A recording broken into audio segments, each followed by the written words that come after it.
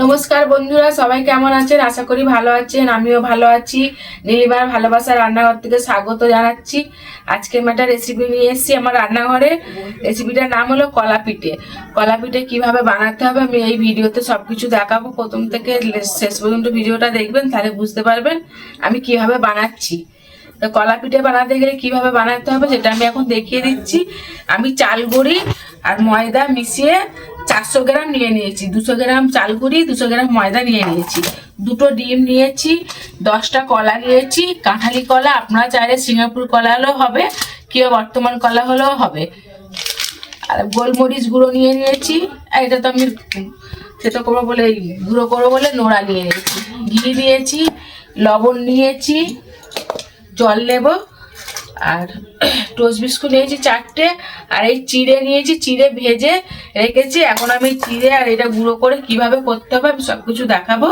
চলুন তাহলে আমি ময়দাতে লবণ দিয়ে দিই। ময়দা চাল গুঁড়িতে স্বাদ মতো লবণ দিয়ে দিলাম, আর ঘি দিয়ে দিচ্ছি।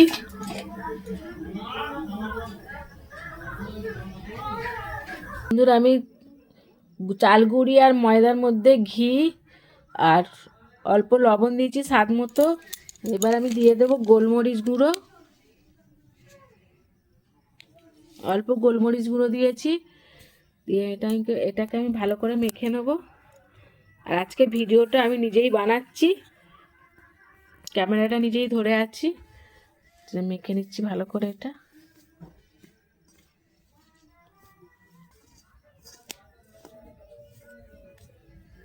ভালো করে ময়দা আর চাল গুঁড়ির মধ্যে মাখিয়ে নিয়েছি।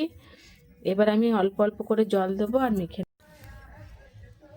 বন্ধুরা দেখুন,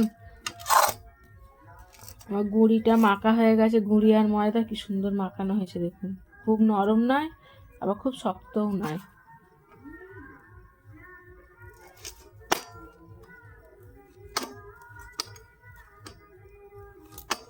এবার এটাকে আমি চাপা দিয়ে রেখে দেবো।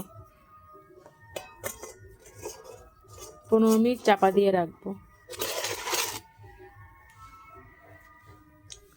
চলুন তাহলে আমি এই চিড়ে আগে থেকে ভেজে রেখেছিলাম, 100 গ্রাম চিড়ে ভেজে রেখেছি। আর 4টে টোস্ট বিস্কুট নিয়েছি। এই দেখুন 3টে, এই একটা 4টে। আমি এগুলো এখন হামালিস্টাটা তো সেই রান্নাঘরে আছে, ওই জন্য আমি আজকে ছোট নোড়া নিয়েছি। নোড়া দিয়ে থেতো করে নেব, গুঁড়িয়ে নেব। বন্ধুরা এই দেখুন, আমি চিড়া টোস্ট বিস্কুট ভেঙে গুঁড়িয়ে নিয়েছি। খুব গুঁড়ো করিনি, তাহলে আর লাগবে না পিঠে। হালকা করে গুঁড়ো করে নিয়েছি। এই দেখুন, আর এদিকে 10খানা কলা আমি আগেই দেখেছি, কাঁঠালি কলা মেখে ভালো করে ছাড়িয়ে মেখে নিয়েছি, এই বাটিতে রেখেছি।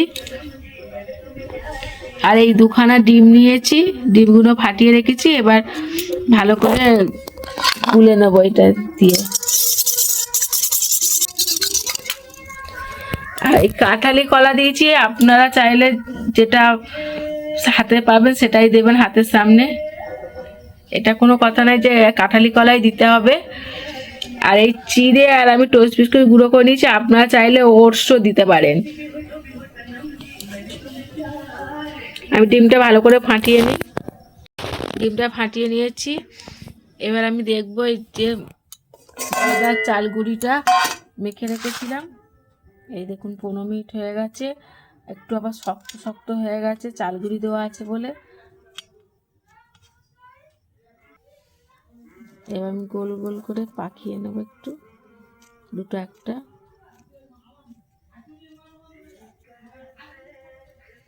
এক হাতে ভিডিও করছি বলে আমি এক হাতে এমনিই পাকিয়ে নিচ্ছি।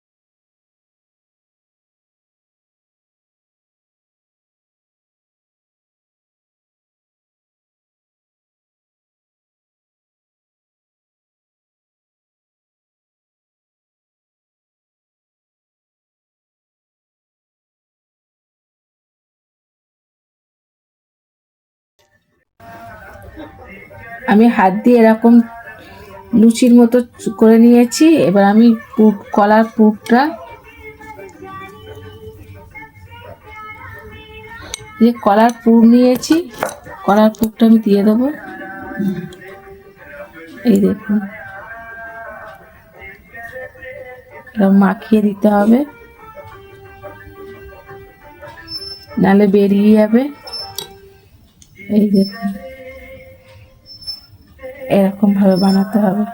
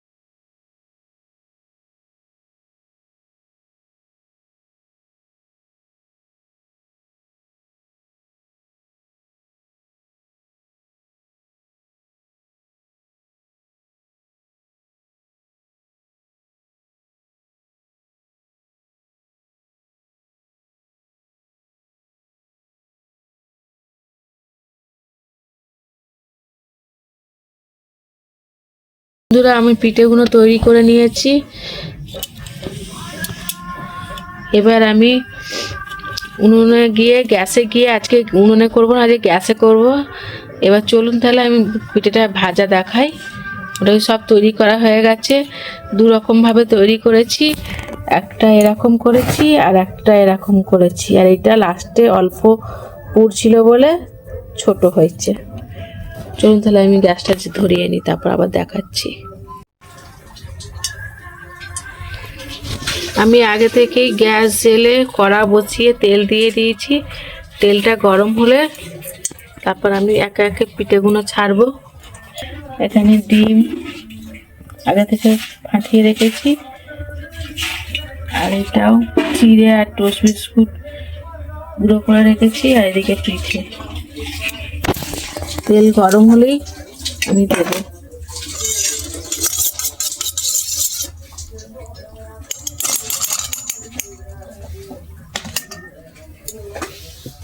এই দেখুন, তেলটা গরম হওয়ার অপেক্ষায় আছি। তেল গরম হলেই বন্ধুরা দেখবো এখন আমার তেলটা গরম হয়ে গেছে কি। হ্যাঁ, তেল গরম হয়ে গেছে। ওই গ্যাসটা একটু কমিয়ে রাখবো। এবার আমি ডিমটা নেব, টোস্ট বিস্কুট আর চিড়ে গুঁড়ো করে রেখেছি ওটা নেব। একটা পিঠে নিলাম, ডিমে ভরাচ্ছি।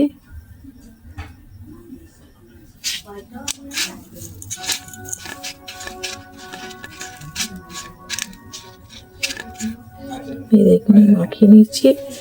এবার আমি কড়াতে ছাড়বো, আবার ছাড়ছি, দিয়ে দিলাম, চারটে ছেড়ে দিলাম।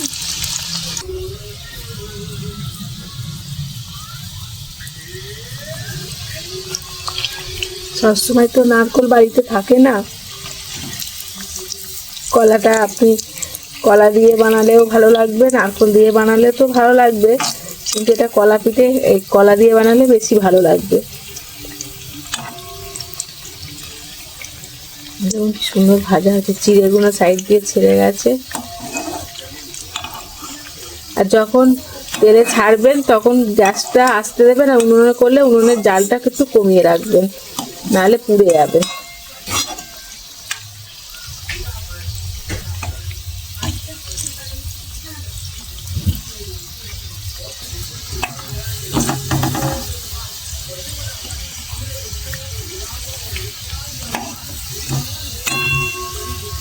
আরে তুমি এখন বাড়ি এলে, আমার যে ক্যামেরাটা ধরার লোককেই পাচ্ছি না, একা একাই করছি। এই দেখুন বন্ধুরা, আপনাদের দাদা ভাই এই বাড়ি এলো, কাছ থেকে এসে হাত পা ধুয়ে এই জামা প্যান্ট পরছে।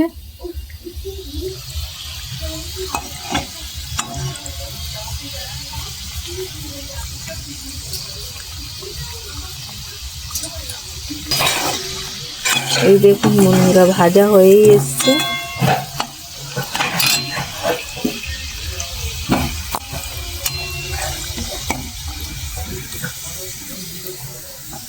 ভাজা হয়ে গেছে লাল লাল করে। এই দেখুন কত সুন্দর ভাজা হয়েছে। এই দুটো তুলে নেব।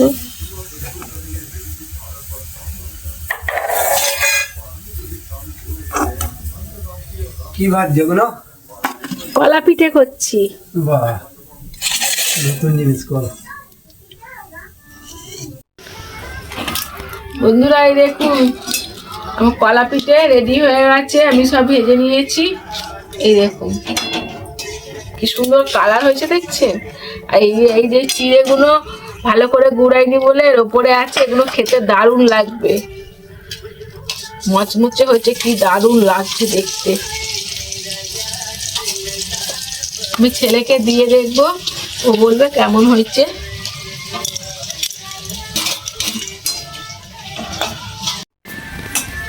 ছেলেকে দিয়েছি, ও খেয়ে বলবে কেমন হয়েছে।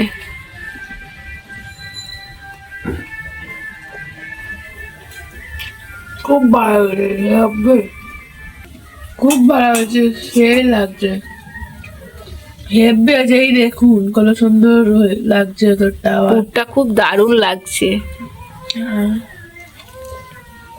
আমি চাল গুঁড়ি আর ময়দা দিয়েছি, আপনারা পারলে শুধু ময়দা দিয়েও করতে পারেন। বন্ধুরা আমি দুটো নিয়ে চলে এসেছি, আমি খেয়ে দেখবো কেমন হয়েছে, আপনাদেরকেও দেখাবো। আমার ছেলে খেয়ে বললো খুব ভালো হয়েছে। এই দেখুন আমি খেয়ে দেখছি।